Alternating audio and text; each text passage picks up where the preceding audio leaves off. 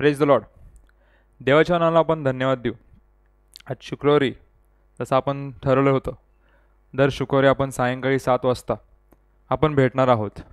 तसं आज देखील आपण शुक्रवारी सायंकाळी 7 वाजता आपण भेटत आहोत. काही कारणास्तव थोडंसं डिले झालं असल्यामुळं आपण आज थोडंसं 15 मिनटं लेट झालो आहोत. त्यासाठी आपण दिलगिरी व्यक्त करू.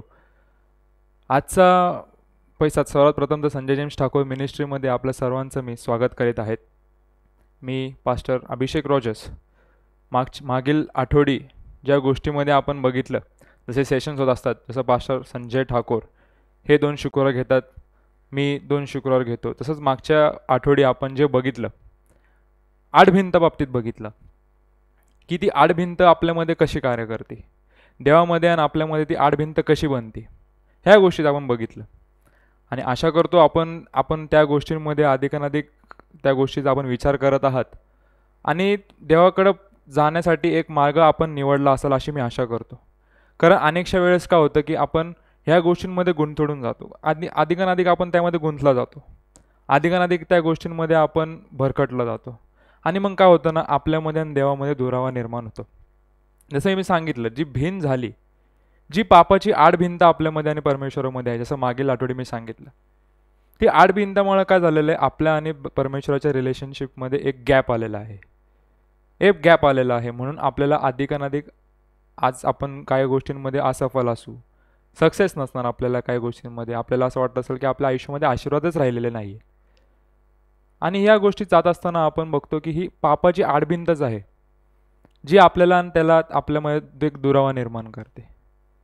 ही पापाची आडभिंत कशामुळे होती? देहवासनामुळं, देह स्वभावामुळं. देहवासना, आपल्यामधली जी देहवासना आहे, अनेकशा गोष्टीला आपल्याला असं वाटतं की मला ह्या गोष्टी पाहिजे, मला ह्या गोष्टी गरजेच्या आहेत, मला ही गोष्ट केल्यावरती माझ्या गोष्टी म्हणजे मला जे स्ट्रेस आहे ह्या गोष्टीमुळे मला कमी होईल, असं आपल्या देहवासनामध्ये आपण बरखटला जातो. अनेकशा गोष्टींमध्ये आपण आपल्या इच्छेप्रमाणे चालण्याचा प्रयत्न करतो. म्हणून मी जसं सांगतो ना, आजचा जसा टॉपिक आपण बघणार आहोत, देहवासनामध्ये येतं की मला जे वाटतं ते मी करणार आहे. देहवासना म्हणजेच काय? मला जे वाटतं त्याप्रमाणे मला चालायचं आहे. कारण मनुष्य आहे, साहजिक आहे, आपला एक स्वभाव असतो आणि आपण त्या स्वभावाप्रमाणे आपण चाललेलो असतो. मग आपल्याला कधीही काय कळत नाही की आपण त्या गोष्टींप्रमाणे चाललोय ते बरोबर आहे का ते चुकीचं आहे. आपण या गोष्टीचा विचार करत नाही. म्हणून मला जसं पाहिजे आज आपण मीपणाबद्दल बघणार आहोत. फार महत्त्वाची गोष्ट आहे प्रियांनो. मीपणा हा फार फार फार मोठी गोष्ट आहे. कारण मीपणामुळेच भरपूरसे पाप झालेले आहेत आज आपल्या आयुष्यामध्ये आपण बघत आहोत. मला जसं वाटतं तसं, मला जे योग्य वाटतं तसं. आपण हे जाणून घेत नाही की देवाला आपल्याबद्दल काय पाहिजे, देवाला आपल्याला काय घडवायचं आहे. नाही, पण मला कसं जागायचं आहे. मी सर्व काय करू शकतो, मी सर्व काय सगळ्या संकटाला तोड देऊ शकतो. नाही प्रियांनो, आपण मनुष्य आहोत. मी जसं नेहमी सांगतो, एक लिमिटपर्यंत आपण एका गोष्टीचा फाईट करू शकतो, पण आपल्याला कुठं ना कुठं देवाची गरज लागतेच. कुठं ना कुठं आपल्याला देवाची गरज लागते. पण आपल्याला जो हा मीपणा आहे ना, तो आपल्याला गर्विष्ठ बनवतो. आपण कधी आपण आपल्या बुद्धीवरती, आपल्या शक्तीवरती आपण भरोसा ठेवण्याचा प्रयत्न करतो. मग अनेकशा गोष्टींमध्ये आपण असं सक्सेसफुल होत नाही, कारण आपण मनुष्य आहे. सर्वशक्तिमान परमेश्वर आपल्याबरोबर असेल तर आपण कोणत्याही गोष्टीला हार मानणार नाही. पण जेव्हा तुम्ही त्याला आपला मीपणा कमी कराल, तेव्हा तुमच्यामध्ये तो कार्य करेल. आणि जसं मी सांगतो आज लूक 14:33 मध्ये, म्हणून त्याचप्रमाणे जे तुम्हापैकी जो कोणी आपल्या सर्वस्वाचा त्याग करीत नाही, त्याला माझा शिष्य होता येत नाही. मी नेहमी तुम्हाला एक असं वचन दाखवत असतो की ह्या गोष्टीने तुम्हाला शिष्य होता येणार नाही, ह्या गोष्टीने तुम्ही ख्रिस्ती ठरवता येणार नाही, ह्या गोष्टीने तुम्ही ख्रिस्ती नाही आहे असं ठरवण्यात येत आहे. हे मी माझ्या मनाने बोलत नाही किंवा माझ्या बुद्धीने बोलत नाही किंवा मी कोणाला जज करत नाही या गोष्टीने. ह्या गोष्टी प्रियांनो बायबलमध्ये लिहिलेल्या आहेत. बायबलमध्ये लिहिलेले आहेत खरे ख्रिस्ती कसे असले पाहिजे, खरा विश्वास कसा आहे बायबलमध्ये लिहिलेला आहे. पण आपण असे अनेकशा गोष्टी या गोष्टीला आपण इग्नोर करतो. या गोष्टीला आपण इग्नोर केल्यामुळे काय होतो, आपण चुकीच्या भक्तीकडे वळण्याचा प्रयत्न करतो, चुकीची भक्ती आपण करतो. मग बघतो जसं मी सांगितलं, जसं वचन सांगते आपल्याला की तुमच्यामधला जो मीपणा आहे त्याला त्याग केल्याशिवाय तुम्हाला देवाचा शिष्य मानलाच जाणार नाही. कारण देवाचा शिष्य कसा असला पाहिजे, ती स्वतःसाठी नाही तर ते ख्रिस्तासाठी जगला पाहिजे. देवाचा शिष्य कसला असला पाहिजे, ते त्याच्यामध्ये स्वतः नाही तर त्याच्यामध्ये ख्रिस्त असला पाहिजे. त्याच्या इच्छामध्ये, त्याच्या विचारामध्ये ख्रिस्त असला पाहिजे. अवघड गोष्ट आहे, फार अवघड गोष्ट आहे, पण अशक्य नाही आहे. अवघड तेव्हाच होईल जेव्हा सैतान तुमच्यामध्ये कार्य करण्याचं सैतान तुमच्यामध्ये कार्य करेल. ह्या गोष्टी नष्ट तेव्हाच होईल जेव्हा तुम्ही सैतानापेक्षा तुम्ही देवाला जास्त महत्त्व देणार. कारण जर तुम्ही मीपणा करत असाल तर हे सैतानाचं काम आहे. जसं बायबलमध्ये आपण उदाहरण बघतो, सर्वात प्रथम तर पाप स्वर्गात झालं. कारण सैतान पण एक देवदूत होता, तो पण देवदूत होता. अनेकशा गोष्टी तो संपन्न होता, सुंदर होता. पण एक टायमाला त्याला असं वाटलं की मीही देव बनू शकतो, मीही त्या समान होऊ शकतो, असं त्याच्या मनात विचार आला. आणि त्याचा विचार आल्यास देवाने त्याला खाली फेकलं. कारण त्याला काय वाटलं, मी हे बनू शकतो, मी हे करू शकतो, मी देव होऊ शकतो. हे त्याचं पाप त्याच्या मनामध्ये आलं. मनामध्ये आल्यासता त्याला देवाने स्वर्गातून खाली फेकलं. फार महत्वाची गोष्ट आहे. म्हणजे बघतो ना, सैतानाच्या मनात मीपणा आला. सैतानाच्या मनामध्ये असं वाटलं की मी देव होऊ शकतो, मी सिंहासनावर बसू शकतो. फक्त राजा सिंहासनावर बसू शकतो प्रियांनो. जसं आपला देव आज सिंहासनावर आहे, त्याच्यासारखा कोणीही देव नाही आहे, त्या समान कोण नाही आहे. पण नेमकं सैतानाला काय झालं, त्याला हेवा वाटला, त्याला ह्या गोष्टीचा हेवा वाटला. त्याला स्वतः तो अहंकारमध्ये गेला. अनेकशा गोष्टींनी तो संपन्न होता, अनेकशा गोष्टींमुळे तो त्याच्या अनेकशा गोष्टींमध्ये तो संपन्न होता, तो अधिक सुंदर होता. पण काय झालं, त्याला ह्या गोष्टीचा घमंड आला, अहंकार आला, आणि त्यांनी स्वतःची तुलना देवाबरोबर केली. कधी करू शकतो का तो देवाची तुलना? हो, बायबल सांगतं की थोडाच किंचित तो कमी आहे, पण तो किंचित कमी आहे म्हणून तो सैतानी आणि देव आहे. म्हणून सैतानाचे कार्य दुष्ट आहेत आणि देवाचे कार्य पवित्र आहे. हे गोष्ट आपण लक्षात घेतली पाहिजे. कार्य कोणचं पवित्र आहे आणि कोणचं वाईट आहे, ह्या गोष्टीचं आपण ऑब्झर्वेशन नेहमी केलं पाहिजे. किंवा आपल्या डे टू डे लाईफमध्ये आपण जे कार्य करत आहोत, जे आपण काम करत आहोत, ते योग्य करत आहोत की नाही, किंवा ते देवाच्या मार्गदर्शनाखाली करत आहोत की नाही, हे गोष्टी आपण बघितल्या पाहिजे. म्हणून सैतान कधी कधी काय करतो, आपल्या डोक्यात एक विचार आणण्याचा प्रयत्न करतो की हे तू करू शकतो, ह्याच्यामध्ये आपल्याला देवाची सहाय्य लागणार नाही, ह्याच्यामध्ये तू तुझ्या हिशोबाप्रमाणे चालू शकतो. आपल्यामध्ये तो एक अहंकार निर्माण करण्याचा प्रयत्न करतो, घमंड आणण्याचा प्रयत्न करतो. प्रियांनो, जेवढं तुम्ही सहनशील राहाल, जेवढं तुम्ही डाऊन टू अर्थ राहाल ना प्रियांनो, तेवढं तुम्हाला वरती देव उचलेल. जेवढं तुम्ही जमिनीमध्ये राहताल ना, तेवढं देव तुम्हाला अधिक उंच करेल. तुम्हाला स्वतःचा गर्व आणण्याची गरजच नाही. जसं आपण बघतो, जेव्हा आपण जावळाचा रविवार करतो, तेव्हा जावळाच्या रविवारच्या जेव्हा आपण बघतो, तेव्हा देव जावळाच्या रविवारच्या तेव्हा त्या टायमाला जेव्हा जावळाचा रविवार त्यांनी साजरा केला होता, तेव्हा येशू ख्रिस्ताला त्यांनी वेलकम केलं होतं. तेव्हा तो येशू ख्रिस्त गाढवावर आलता. तो राजांचा पुत्र आहे, तो राजांचा राजा आहे, तो देवाचा एकुलता एक पुत्र आहे. तो आपल्यासाठी जगात आला. हे सर्व काही त्याचं आहे, हे सर्व गोष्टी त्याच्या आहेत. पण त्या टायमाला तो अनेकशा मोठ्या मोठ्या गोष्टींनी आला असता, मोठ्या मोठ्या रथमध्ये आला असता, घोड्यांवर आला असता, नाही, पण तो त्या ठिकाणी ही देखील गाढवावर आलता. म्हणजे एवढं त्याचं आपण म्हणतो ना डाऊन टू अर्थ, तसा तो होता. अजिबात त्यामध्ये अहंकार नाही, घमंड नाही. एवढा सर्वशक्तिमान एवढा तो येशू ख्रिस्त होता. त्या सगळ्या गोष्टीत तो ज्यांनी चमत्कार केले, ते सगळ्या गोष्टींमध्ये तो निपुण होता. पण त्यांनी कोणाला दुखवलं नाही, त्यांनी कधीच कोणाला दुखवलं नाही. अक्षरशः लोक त्याकडे येऊन त्याच्या बाबतीत ऐकायचे, तो जे सांगायचं त्याच्या बाबतीत लोक ऐकायचे. का? कारण त्याची पर्सनॅलिटी होती. त्यांनी कधी कोणाला घमंड दाखवला नाही. अनेकशा जुलूम त्यांनी सहन केले. जेव्हा वधस्तंभी आला तेव्हा अनेकशा जुलूम त्यांनी सहन केले. त्याला ती गोष्ट टाळता आली असती प्रियांनो, पण त्यांनी ती टाळली नाही. त्या सगळ्या गोष्टीला तो सामोरे गेला, कारण त्यांनी तुमच्या आणि आमच्यासाठी तारण प्राप्त हो या गोष्टीसाठी त्यांनी सहन केलं. म्हणून सैतानाच्या पाठीमागे चालू नका. सैतानाला तुमच्या पायाखाली तुडवा. सैतानाला डोक्यावर घेऊन नाचू नका. सैतान काय करतो, तुम्हाला अधिकाधिक त्याच्या गोष्टींमध्ये, त्याच्या अधिकाधिक त्याच्या विचारांमुळे तुम्हाला एवढं गुंफवून टाकतो ना तो, की तुम्हाला मग त्यामधून बाहेर निघणं मुश्किल होऊन जातं, कठीण होऊन जातं. आपल्या अहंकारामुळे आपल्याबद्दल जे लोक असतात, आपल्याबरोबर जे लोक असतात, ते देखील आपल्यामध्ये दुरावा निर्माण करतात. का? कारण असे लोक नको आहेत. मी सर्व काय आहे, मी सगळं काय करू शकतो, नाही.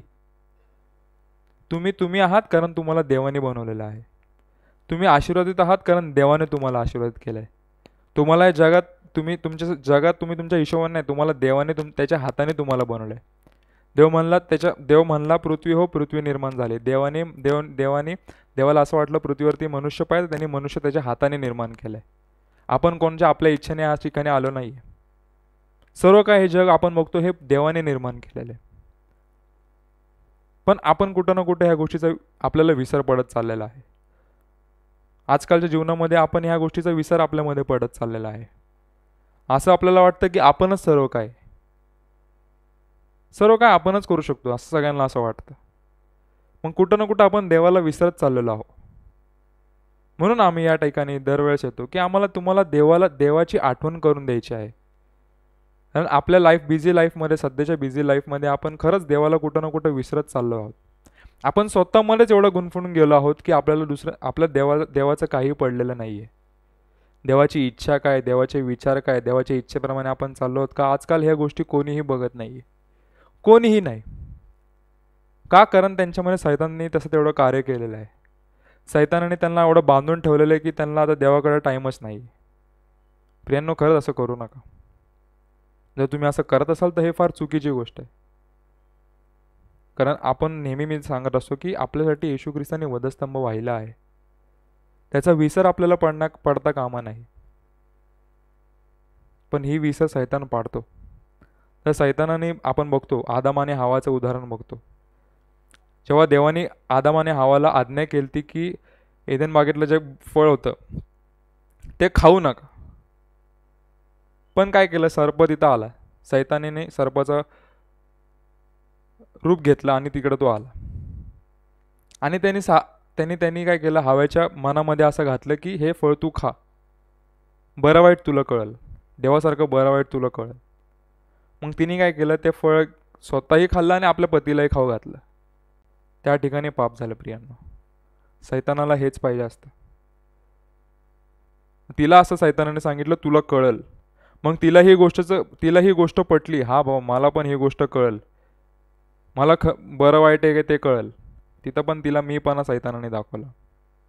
त्यामुळे तिला दाखवलं की तू हे खाल्ल्यावरती तू अशी बनशील, तुला पण बरं वाईट जे आहे ते कळल. मग म्हणतो ना, मीपणा सैतानाने त्याच्यामध्ये रोवला, तिच्यामध्ये टाकला. आणि मग त्या ठिकाणी त्या लोकांनी ते फळ खाल्लं, आज्ञा मोडली. असंच आपल्या डे टू डे लाईफमध्ये आपण आज्ञा मोडत असतो. परमेश्वराने एखादं वचन, आपल्या 10 आज्ञा आपण बघतो, जसं 10 आज्ञा आपल्याला घालून दिलेल्या आहेत मोशेच्या काळापासून. पण त्या 10 आज्ञा आपण बघतो की ते आपण आजकालच्या जीवनामध्ये आपण फॉलो करत नाही, वचनाप्रमाणे चालत नाही. का? कारण काय करतो, सैतान आपल्यामध्ये दुरावा निर्माण करतो, देवामध्ये आणि आपल्यामध्ये दुरावा निर्माण करतो. जसं मी सांगितलं, आडभिन तयार केलेली सैतानाने आपल्या आणि देवामध्ये. म्हणून आजकालच्या जीवनामध्ये आपण सक्सेसफुल नाही आहोत. म्हणून आज पण देखील तुम्ही देवाला शोधत आहात, पण तुम्हाला देव भेटतच नाहीये. का? कारण तुमच्यामध्ये जो मीपणा आहे, जो अहंकार आहे, जो एक घमंड आहे, तो एवढा वाढलेला आहे की तुम्ही त्याच्यामध्येच स्वतःला फार उत्तम आहे समजताय. पण नाही प्रियांनो, आपण देवाशिवाय काहीही नाहीये. मी नाही, कोणच नाही, कोणताही सेवक नाही. आज देखील भरपूरसे सेवक लोक कार्य करतात, हे कारण त्यांना देवाने निवडलेलं आहे. देवाने त्यांना संधी दिलेली आहे की तुम्ही जा, अजून देखील तुम्ही सुवार्ता करा. अजून देखील मी माझ्या लोकांची वाट बघत आहे, माझ्या मेंढरांची मी वाट बघत आहे. अजून देखील देव थांबलेला आहे, पण लोक वळत नाही. का? कारण त्यांच्यामध्ये मीपणा अजून देखील आहे. अजून पण ते काही गोष्टीसाठी फाईट देत आहे, त्यांच्या प्रॉब्लेम्समध्ये फाईट देत आहे. पण त्या फाईटला ते ते लोक उत्तर देऊ शकत नाही, कारण ते लोकांनी देवाला महत्त्व दिलेलंच नाही. त्यांनी स्वतःला एवढं उंच केलेलं आहे, एवढं उंच केलेलं आहे की त्या ठिकाणी ते स्वतःलाच आपण खूप चांगला व्हा असं त्यांना वाटत आहे आणि देवाला अजिबात विसरून गेले. पण जास्त दिवस नाही टिकत प्रियांनो या गोष्टी. जेवढं तुम्ही जमिनीवरती राहताल ना प्रियांनो, देव तेवढं तुम्हाला वरती उचलेल.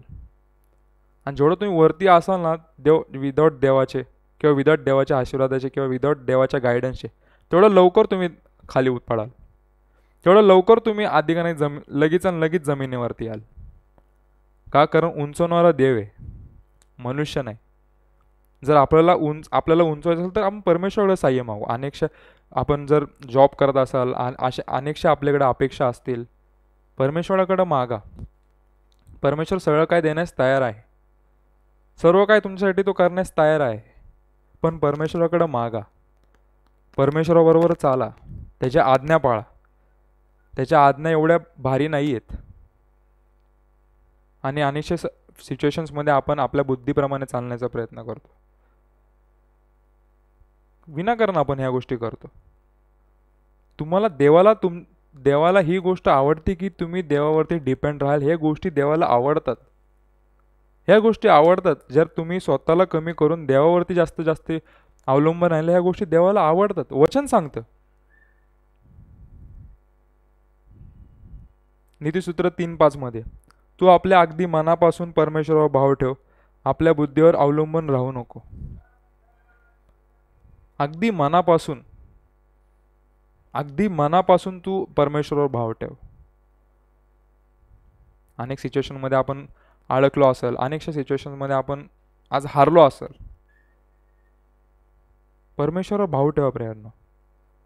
एकदा तुम्ही परमेश्वराला एक्सेप्ट केलं ना, एकदा परमेश्वराच्या हिशोबाने, एकदा परमेश्वराला तुमच्या लाईफमध्ये तुम्ही वेलकम केलं ना, त्याच्या इच्छेप्रमाणे चाललं ना, त्याच्या आज्ञेप्रमाणे जर तुम्ही चालायला लागले ना, तर या सर्व गोष्टींमुळे तुम्ही बाहेर निघाल. अनेकशे बंधनं असतील, आजारे असतील, हार मानू नका आणि आपल्या बुद्धीवर तर विश्वासच ठेवू नका. कारण ही बुद्धी हे सर्व काही हे परमेश्वराने आपल्याला दिलेली आहे. म्हणजे तो किती महान परमेश्वर आहे, तो सर्व काही निर्माण करणारा परमेश्वर आहे.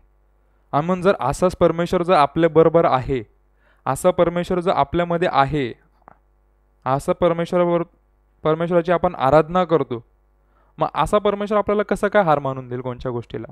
अजिबात नाही. जसं मी सांगतो, आमच्या मंडळीमध्ये अनेकशे कॅन्सरचे पेशंट्स होते, अनेकशे आजारामध्ये बंधनामध्ये होते, पण त्यांनी परमेश्वरावरती भाव ठेवला. पूर्ण जीवाने पूर्ण मनाने त्यांनी परमेश्वरावरती भाव ठेवला. कारण काय होतं? त्यांना परमेश्वर कळाला, त्यांना परमेश्वर किती महान हे कळालं आणि त्याचप्रमाणे ते चालत गेले. हे त्यांच्या बुद्धीवर अवलंबून राहिले नाही. अनेकशे पेशंट तर असे होते की डॉक्टर म्हणला की ह्यांचं वाचणं मुश्किल आहे, कारण ती मनुष्याची बुद्धी होती. पण देवाने अभिवचन त्या पेशंट्स लोकांना किंवा जे अनेक बंधनामध्ये होते त्यांना देवाने वचन दिलं की तुम्हाला या गोष्टीमधून बाहेर काढा. आणि ते लोक आज ह्या आजारामधून, कॅन्सरमधून ते बाहेर आहेत. कारण डॉक्टरांचा डॉक्टर, वैद्यांचा वैद्य परमेश्वर आहे. हे सर्व काय निर्माण केलेलं हे परमेश्वरच आहे. आणि मग ते ह्या गोष्टींमधून आज बाहेर निघाले. अनेकशे लोक दारिद्र्यामधून बाहेर निघाले. लोन्स ज्यांना अधिकाधिक कर्ज होतं त्यांच्या डोक्यावरती, त्या कर्जांमधून ते लोक बाहेर निघाले. मंडळीमध्ये असे अनेकशे लोक आहेत. जसं आपण मिनिस्ट्रीज वाढत जाऊ, जसं आपण अधिकाधिक लाईव्ह येत जाऊ, अशा लोकांना मी तुमची भेट करून देईल, अशा लोकांशी तुमची भेट करून देईल. कारण सत्यजीवन मंडळीमध्ये साक्ष आहे प्रियांनो, जीवित साक्ष आहे. आणि ती साक्ष तुम्हाला अंगावरती काट आणल्याशिवाय राहणार नाही, अशी साक्ष प्रियांनो सत्यजीवन मंडळीमध्ये आहे. आणि पण ह्या गोष्टीसाठी प्रियांनो आपल्याला आपल्या लाईफमध्ये देवाला ते प्रथम स्थान दिलं पाहिजे. प्रथम स्थान परमेश्वराला दिलंच पाहिजे. स्वतःला आपण एकदम एकदम नष्ट करून आपल्यामध्ये पवित्र आत्मा, आपल्यामध्ये ख्रिस्त असलं पाहिजे. आपल्या बाबतीत ख्रिस्ताची काय इच्छा हे जाणून घेतलं पाहिजे. पुढे आपण वचन बघतो इर्म्या 29:11 मध्ये परमेश्वर म्हणतो, तुमच्या विषयी माझ्या मनात चांगले संकल्पना आहे, चांगले संकल्पना आहे, ते हिताचे संकल्पना आहे, अनिष्टाचे नाहीत. परमेश्वराला आपलं हितच पाहिजे. परमेश्वराला आपलं हितच पाहिजे प्रियांनो.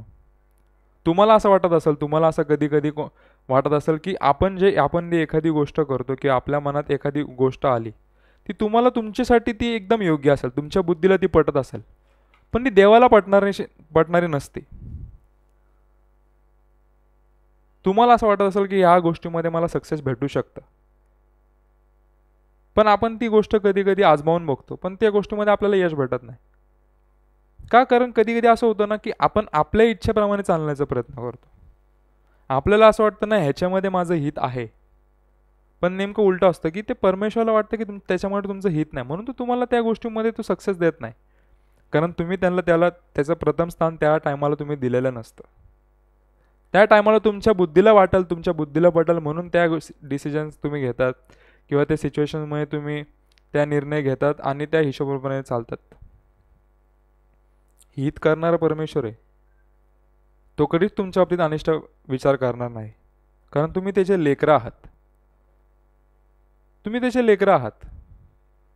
तो तुमच्यावरती प्रेम करतो. तो तुम्हाला आज पण तुमच्यावरती दया करतो, कृपा करतो.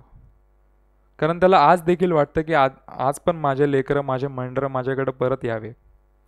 आज पण माझे मेंढरं माझ्याकडे जे भटकत आहेत, ते अनेकशा दुःखामध्ये आहेत, ते पण आज माझ्याकडे यावे, असं त्याला वाटतं प्रियांनो. कारण त्याला तुमचं हितच करायचं, त्याला तुम्हाला चांगलंच करायचं आहे, त्याला तुम्हाला आशीर्वादच करायचा आहे. मग अनेकशा सिच्युएशनमध्ये आपण काय करतो, एकतर आपण आपल्या बुद्धीप्रमाणे चालतो, आपल्या हिशोबाप्रमाणे चालतो. मग त्या गोष्टींमध्ये आपण सक्सेस झालं नाही, मग आपण देवाला नावं ठेवतो, मग आपण देवाला नावं ठेवायला चालू करतो. पण आपण एक गोष्ट बघितली पाहिजे की आपण एखादी गोष्ट करतोय ह्याच्यामुळे देवाची इच्छा आहे का? आता ही इच्छा कशी जाणून घेणार आपण? वचनाप्रमाणे चाला. देवाची इच्छा आपल्याबद्दल काय हे तुम्हाला वचनामध्ये कळेल. बायबल शिवाय दुसरं कुठंही तुम्हाला काही भेटणार नाही. बायबल जर पूर्ण मनाने तुम्ही वाचलं आणि त्याप्रमाणे आचरण केलं तर तुम्हाला यश तर भेटणारच. कारण जर तुम्ही बायबल वाचलं तर तुम्ही देवाला बोलवलं, आणि देवाला बोलवल्यावरती देव तुमच्यामध्ये कार्य केल्याशिवाय आता राहणार नाही. पण त्यासाठी काय केलं पाहिजे की देवासंगती चालायला पाहिजे, वचनाप्रमाणे आचरण केलं पाहिजे. आपण इस्रायलांचं उदाहरण घेतो. जेव्हा ते मिसर देशातून बाहेर आले, अनेकशा गोष्टींमध्ये ते संकटामध्ये सापडले गेले, अनेकशा संकटांमध्ये ते सापडले गेले. ते तांबडा समुद्र होता, सगळ्या गोष्टींमध्ये ते अडकले गेले. पण आपण तिथं का बघतो, ते लोक परत नावं ठेवायला लागले देवाला. इकडे देवाला त्यांचं चांगलं करायचं होतं, हिताचं त्यांच्यासाठी करायचं होतं. कारण वचन सांगतं ना की तुमच्याबद्दल देवाला चांगलंच करायचं, हितासाठी करायचं, अनिष्ट तो काही करणार नाही तुमच्यासाठी. मग त्याचं हित जर परमेश्वराने त्यांच्यासाठी बघितलं होतं, पण ते देवाला नावं ठेवत होते. आम्ही ज्या ठिकाणी होतो, आम्ही ज्या अवस्थेत होतो ते बरं होतं. काय बरं होतं? 2 वक्त खाना मिलता है ना भाई, बस खत्म. आजकालच्या ट्रेंड असं झालेलं आहे भाई, दो टाइम का खाना मिल गया ना, बस हमको लाइफ में कुछ नहीं चाहिए. अरे ते सुख पाहिजे ना, एक विश्रांतीची झोप पाहिजे ना. रात्री जर झोपल ना तर अशी क्षणात झोप आली पाहिजे, काही टेन्शन नसलं पाहिजे डोक्यावरती. मग आपण ह्या सिच्युएशन्समध्ये त्यांनी इस्रायल लोकांनी त्यांना देवाला नावं ठेवत गेले. त्यांनी ती फाईट केली नाही, किंवा त्यांच्या बुद्धीप्रमाणे त्यांना असं वाटलं की आमच्या बलाप्रमाणे ह्या गोष्टी आम्ही संपवण्याचा प्रयत्न करू. नाही, त्यांच्याकडून नाही झालं. कारण जर तुम्ही परमेश्वरावरती भाव ठेवाल तर तुमचे जे पण बॅटल आहे ते परमेश्वर फाईट कराल तुमच्यासाठी. तुम्हाला काय करायची गरज नाही आहे. वचन सांगतं आपल्याला निर्गम 14:14 परमेश्वर तुमच्यासाठी लढेल, तुम्ही शांत बसा. हे इस्रायल लोकांना मोशेने सांगितलं. जेव्हा ते अनेकशा संकटामध्ये सापडले गेले, अनेकशा गोष्टींमध्ये ते अडकले गेले, नेहमी ते देवाला नावं ठेवत गेले, तेव्हा त्यांना मोशेने सांत्वन दिलं की तुमच्यासाठी परमेश्वर लढेल, तुम्ही शांत बसा. पण ते लोक काय करत होते? ते लोक देवालाच नावं ठेवत होते. म्हणजे आम्ही जिथं होतो तेच आम्ही बरं होतो असं त्यांना वाटत गेलं. फार चुकीचं आहे प्रियांनो. जर तुम्ही आज संकटात असाल अनेकशा अडचणीमध्ये असतात ते तुमच्या पापांमुळे आहे प्रियांनो. परमेश्वराला वाटत नाही तुम्ही ह्या गोष्टींमध्ये अडकून राहावं. परमेश्वराला आपले लेकरं नेहमी उंचलेले असलेच पाहिजे. त्याला आपले लेकरं नेहमी चमकले असलेलेच पाहिजे. त्याला कधीच वाटत नाही की आपले लेकरं खाली असावे, अनेकशा दुःख कष्टींमध्ये असावे. नाही, आपले लेकरं त्याला आशीर्वादितच पाहिजेत. पण ते आशीर्वाद कधी होतील? जेव्हा ते त्याच्याबरोबर चालतील, त्याच्या इच्छेप्रमाणे चालतील, त्याचं आचरण करतील. आपण जसं उदाहरण बघतो, जसं फाटा आणि द्राक्षमळाचं उदाहरण बघतो. फार छान असं उदाहरण आहे. योहान 15 आपण बघा. त्याचा एक शॉर्ट तुम्हाला सांगतो मी, त्याचा एक हेतू सांगतो. जसं फाटा असतो ना, फाटा आणि वेल असते. जर फाटा वेलामध्ये वाढत गेला ना प्रियांनो, तर त्या फाट्याला आपण म्हणतो ना एक फळ येतं, अनेकशे फळ येतात. जर त्या फाट्याला फळ येत गेले तर त्या फाट्याचा फायदा असतो. पण ते फाटा कधी त्याला फळ येईल? जेव्हा ते वेलाप्रमाणे चालत गेले तर. मग येशू ख्रिस्त काय म्हणतो? मी खरा द्राक्षवेल आहे, माझा बाप माळी आहे. मी खरा द्राक्षवेल आहे, माझा बाप माळी आहे. आणि आपण त्याचे फाटे आहोत. जर आपण येशू ख्रिस्तामध्ये चालत गेलो, तर आपल्याला आशीर्वाद मिळेल. जे तुम्ही मागाल ते तुम्हाला मिळेल, पण उत्तम. पण कधी? जेव्हा आम्ही येशू ख्रिस्ताबरोबर चालत गेलो.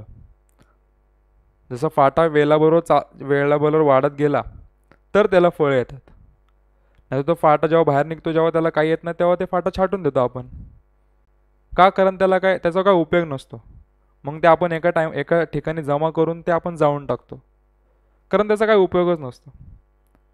पण जेव्हा न्यायाच्या वेळेस येईल, जसं म्हणतो देव माझा बाप माळी आहे, मग जेव्हा न्यायाचा वेळेस येईल तेव्हा माळी हे वेल जे फाटा आहे ह्यांना छाटून टाकाल. मग आपल्यामधले अनेकशे लोक असतील ज्यांना फळत नसेल, ज्यांनी ह्या गोष्टीप्रमाणे चाललेच नाही. मग अशा लोकांना देव त्यांचा न्याय करेल. मग अशी वेळ आपल्यावरती येऊन देऊ नका.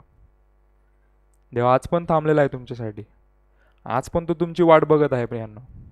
आज देखील आज हात पसरून तुमच्याकडे थांबलेला आहे की तुम्ही त्याच्याबरोबर चाला. तुमचा जो मीपणा आहे तो कमी करा आणि देवाप्रमाणे चालण्याचा प्रयत्न. आज पण तो तुमची वाट बघत आहे. फार छान असं तुम्ही नंतर वाचा या गोष्टी. योहान 15:1 ते 7 पर्यंत तुम्हाला कळेल ही देवाला काय बोलायचं आहे. जर फाटाला फळत येत नसेल तर फाट्याचा उपयोगच नसतो. तसंच आपण जर परमेश्वराच्या इच्छेप्रमाणे चालत नसेल तर आपल्याला जर आशीर्वाद भेटलेच नाही परमेश्वर, तर आपला काही उपयोग नाही. आपण काय ख्रिस्ती, आपला काही उपयोग नाही आहे. म्हणजे आपण फक्त नामधारी ख्रिस्ती आहोत. पण जर आपण फळत दिले नाही, जर आपण त्याच्या इच्छेप्रमाणे चाललंच नाही, तर तुम्हाला आशीर्वाद कसे भेटेल? अजिबात भेटणार नाही. मग तुम्ही या सगळ्या गोष्टीपासून वंचित राहता. तुम्ही अनेकशा जगिक गोष्टीमुळे गुंफून राहतात. जगिक गोष्टीमुळे तुम्ही एवढे भरकटले आहात की तुम्हाला आज देवाकडे जाण्याचा वेळच नाही. असं करू नये. तुम्ही तुमच्या हिशोबाप्रमाणे चालू नका. तुम्ही तुमच्या हिशोबाप्रमाणे चालण्याचा प्रयत्न करू नका. तुमच्या बुद्धीच्या प्रमाणे चालण्याचा प्रयत्न करू नका. कारण जर तुम्हाला असं वाटत असेल की मी माझ्या इच्छेप्रमाणे चालतोय तर मी कुठं ना कुठं सक्सेस आहे, हे सक्सेस आहे ना प्रियांनो, हे फक्त थोड्या काळासाठी आहे. फक्त थोड्या काळासाठी आहे. कारण न्याय करणारा परमेश्वर आहे. सर्व काही देणारा परमेश्वर आहे. काही गोष्टी तुम्हाला वाटत असेल ह्या गोष्टींनी मला ठीक आहे सक्सेस आलंय, या गोष्टींनी मला आज आराम आहे. नाही, पण त्या गोष्टींमध्ये खरंच देवाची इच्छा आहे का हे देखील बघा. देह वासना आपल्यामधनं कमी करून टाका. स्वतःच्या इच्छेप्रमाणे चालूच नका. मला हे वाटतं, मला ते वाटतं, हे करूच नका. माझ्याबद्दल देवाला काय वाटतं ह्या गोष्टीचा विचार करा. माझ्याबद्दल देवाची काय इच्छा आहे, काय योजना आहे, हे बघा. ह्या गोष्टीचा विचार करा. माझ्याबद्दल देवाची काय इच्छा आहे, माझ्या बाबतीत देवाला काय पाहिजे, ह्या गोष्टीचा विचार करा. म्हणून एंडिंगला तुम्हाला एक गोष्ट शिकवतो. तुम्हाला तुमच्या लाईफमध्ये कसं जगायचं या गोष्टीचं तुम्हाला सांगतो. गलतीकरास पत्र याचा 2रा अध्याय 20वं वचन. मी परमेश्वराबरोबर वधस्तंभावर खेळले आहे, म्हणजे मी परमेश्वराबरोबर ख्रिस्ताबरोबर वधस्तंभेले आहे आणि यापुढे मी जगतो असे नाही तर ख्रिस्त माझ्यामध्ये जगतो. म्हणजे तुम्हाला स्वतःला एकदम तुम्ही नष्ट करा. तुमचा जो अहंकार आहे, तुमचा जो मीपणा आहे, तुमचा जे आधिकाधिक देह वासना आहे, तुमच्यामध्ये अनेक तुमच्या इच्छेप्रमाणे जे तुम्ही चालण्याचा प्रयत्न करता ते हे एकदम एकदम नष्ट करून टाका. स्वतःला एकदम संपवून टाका आणि तुमच्यामध्ये ख्रिस्ताला जगवा. ख्रिस्ताला तुमच्यामध्ये कार्य करू द्या. त्याला आपल्या आयुष्यामध्ये त्याला बोलवा, त्याला वेलकम करा आणि त्याच्या हिशोबाप्रमाणे चालण्याचा प्रयत्न करा. आणि पुढे सांगतं, वचन सांगतं, आता देहामध्ये माझे जीवित आहे ते म्हणजे मी नाही, तर देवाच्या पुत्राचे विश्वासा योगाने आहे. म्हणजे माझ्यामध्ये आता माझा देह नाही, तर ख्रिस्ता बाबतीत माझा विश्वास हा असला पाहिजे. मजमध्ये मी नाही, तर ख्रिस्तावरती असणारा विश्वास मजमध्ये पाहिजे. तोच आपल्याला अधिकाधिक वाढवल. कारण आपल्याला मी नेहमी सांगतो की ख्रिस्ताने आपल्यासाठी किती मोठं बलिदान दिलं. पुढं तेच वचन आहे की जेणेकरून तुम्हाला कळेल की त्याने माझ्यावर किती प्रीती केली हे स्वतः माझ्याकरिता मला कळेल. जर तुम्ही असं राहत गेले तर तुम्ही तुमच्या आयुष्यामध्ये असे राहत गेले, तुम्ही त्याच्या हिशोबाप्रमाणे चालत गेले, तर तुम्ही कुठं ना कुठं सक्सेसफुल व्हाल. तेव्हा तुम्हाला तुमच्या लाईफमध्ये तुम्हाला ब्लेसिंग्स भेटतील, आशीर्वाद भेटतील. कधी जेव्हा तुम्ही त्याच्या इच्छेप्रमाणे चालाल. स्वतःला एकदम संपूर्ण नष्ट करा असं वचनच सांगतं गलतीकारास पत्र 2:20 मध्ये. मग स्वतःला तुम्ही वधस्तंभी खिळा. स्वतःला तुम्ही वधस्तंभ खिळा. रोज वधस्तंभ आठवा. रोज वधस्तंभ आठवा की येशू ख्रिस्ताने आपल्यासाठी काय बलिदान केलं हे नेहमी तुमच्या आयुष्यामध्ये तुम्ही एक गोष्ट लक्षात ठेवा. जर आपण कोणत्या पापामध्ये अडकलो असाल किंवा अनेकशा गोष्टींमध्ये गुंफून गेला असाल, नेहमी वधस्तंभाला आठवा. आपण जर चुकीचं करत असाल तर वधस्तंभाला आठवा की नाही, या येशू ख्रिस्ताने आपल्यासाठी भरपूर असं मोठं बलिदान केलेलं आहे. स्वतःचा जीव आपल्यासाठी त्यांनी दिलेला आहे. ह्या गोष्टीचं स्मरण ठेवा, नेहमी स्मरण ठेवा आणि स्वतःला एकदम नष्ट करा. आपल्यामध्ये ख्रिस्ताला कार्य करण्याचा मोका द्या. त्याला आपल्यामध्ये कार्य करू द्या आणि तो आपल्यामध्ये कार्य तेव्हाच करेल जेव्हा आपण आपला मीपणा आपण कमी कराल. तेव्हाच तो आपल्यामध्ये तो कार्य करणं चालू करेल. सैतान हर प्रकारे तुमच्यामध्ये मीपणा आणण्याचा प्रयत्न करतो. तुम्हाला तुमच्या बुद्धीवर राहण्याचा शिकवतो. तुम्हाला तुमच्या शक्तीवर जाण्यासाठी तुम्हाला तो प्रवृत्त करतो. तुमच्या बुद्धीप्रमाणे चालण्याचं तुम्हाला तो शिकवतो. आदामाने हवाला जसं शिकवलं तसं करू नका. अशा गोष्टींनी तुम्ही देवाला दुःख देतात. मग अशा गोष्टीमुळे देवा तुम्हाला ब्लेसिंग्स भेटत नाही, तुम्हाला आशीर्वाद काय कळत नाही. म्हणून मी जसं मागच्या वेळेस सांगितलं की अनेक लोक ख्रिस्ताविना जगतात, ख्रिस्ताविना मरतात. का? कारण त्यांनी स्वतःला एवढी प्रायोरिटी दिलेली असते की ते देवाला विसरून गेलेले आहेत आजकालच्या जीवनामध्ये. असं करू नका. रोज वचनाप्रमाणे चाला. रोज तुमच्या आयुष्यामध्ये तुम्ही वचन वाचा. देव तुमच्याबरोबर काय बोलू इच्छितो हे रोज तुम्हाला तुमच्या डेली वचन जेव्हा तुम्ही वाचता तेव्हा तुम्हाला कळेल देव तुमच्या बाबतीत काय आज तुम्हाला सांगण्याचा प्रयत्न करतो. वचनाद्वारे तुम्हाला कळेल. आणि मी नेहमी तुम्हाला सांगतो, सत्ययुग मंडळीचे दरवाजे तुमच्यासाठी आज पण उघडे आहेत. आज देखील आम्ही तुम्हाला बोलत आहोत. सत्ययुग मंडळी म्हणजे संजय जेम्स ठाकूर मिनिस्ट्री ही पुणे भागामध्ये येरवडा विभागमध्ये महाराष्ट्रामध्ये पुण्यामध्ये हे देवाचं कार्य चालू आहे. आम्ही देखील सर्वांना आपण आमंत्रित करत आहोत की तुम्ही सर्व या. अनेकशा संकटामध्ये समस्या असतील, तुम्ही आज देवाकडे या, देवाकडे वळा. आज देखील परमेश्वर तुमच्यासाठी थांबलेला आहे.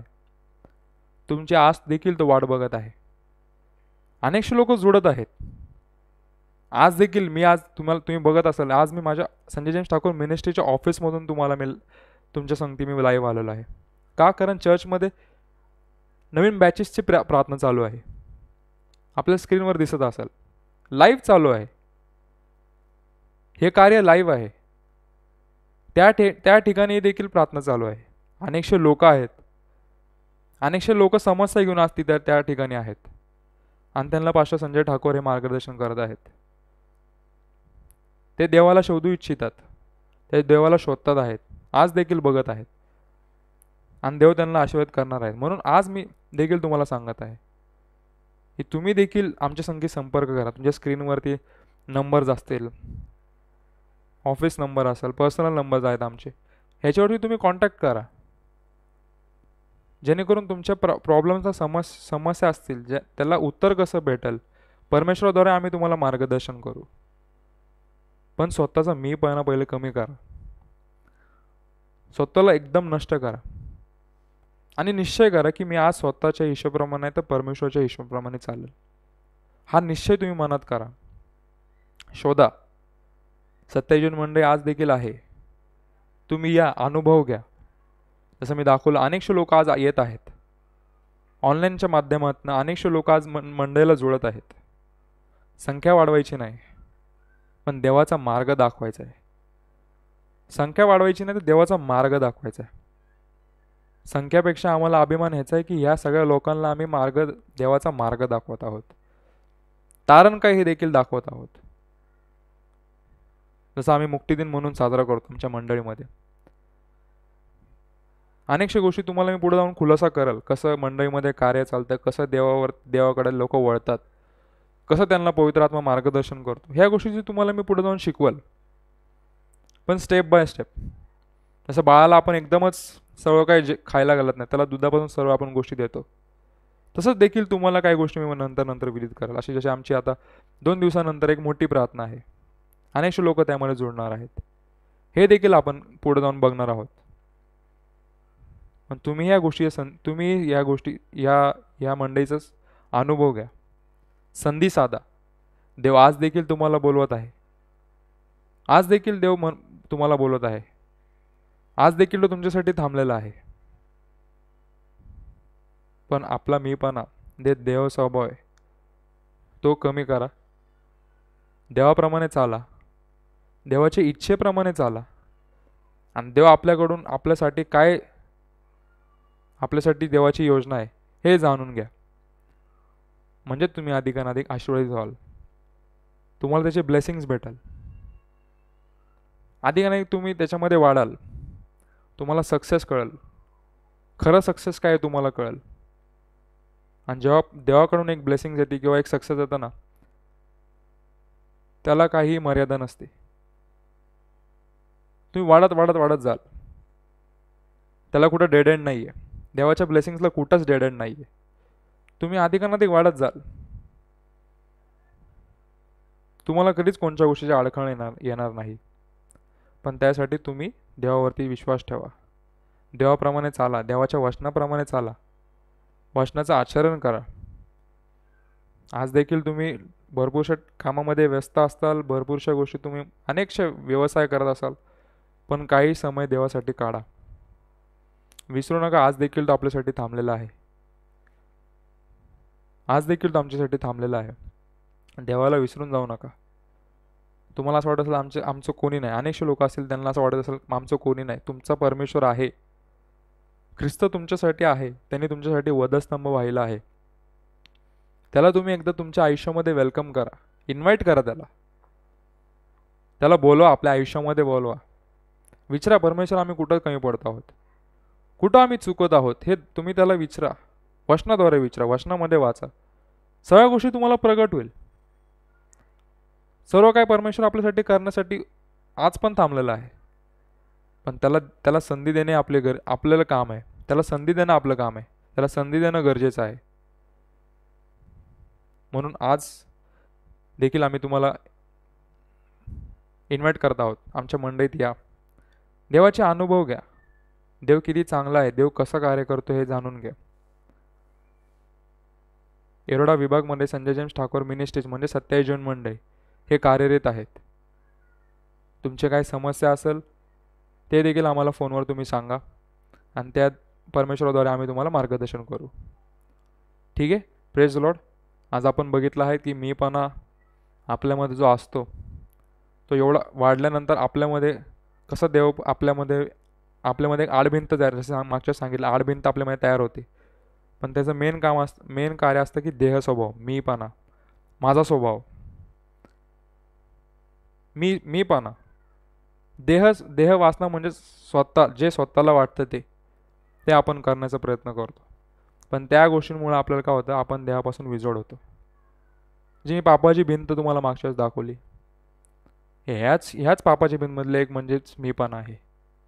तो आपल्यामधून नष्ट करा आणि देवाच्या इच्छेप्रमाणे चाला. म्हणून आपण शेवटच्या प्रार्थनेकडे वळणार आहोत. अनेकशे लोक आहेत ज्यांना अधिक अडचणीमध्ये आहेत, समस्यामध्ये आहे, त्यांच्यासाठी देखील आपण प्रार्थना करणार आहोत. अनेकशे लोक आजारी असतील, त्यांच्या आरोग्यासाठी आपण प्रार्थना करणार आहोत. चला आपण परमेश्वराकडे जाऊया. सुधीस पात्र सन्मान सोगे आमच्या प्रेमळ देवा, मनापासून तुझे आभार मानतो, तुला लाख लाख धन्यवाद देतो परमेश्वरा. खरं देवा, आज वचनाद्वारे तू आम्हाला सांगितलं की आमचा मीपणा तुमच्यामध्ये आमच्यामध्ये कसं आडभिंत तयार करतो देवप्पा. म्हणून देवप्पा आमचा जो मीपणा आहे तो नष्ट कर परमेश्वरा. प्रियांनो, इथं उपस्थित असले सर्व ऑनलाईन व्ह्युअर्सचं देवप्पा मी तुला रिक्वेस्ट करतो देवप्पा की ह्यांच्यामधला मीपणा तू काढून टाक परमेश्वर किती चांगलं आहे हे त्यांना कळू दे परमेश्वरा.